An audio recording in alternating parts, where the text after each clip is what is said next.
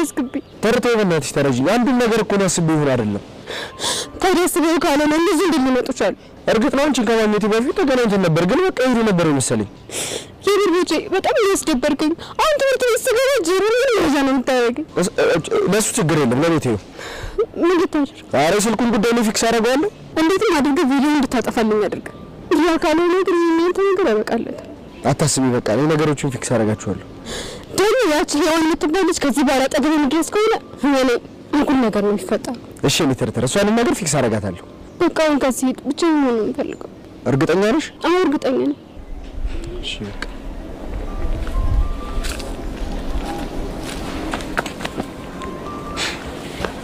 ስማ፣ ከማይሆኑ ሴቶች ራቅ። እሺ እሺ።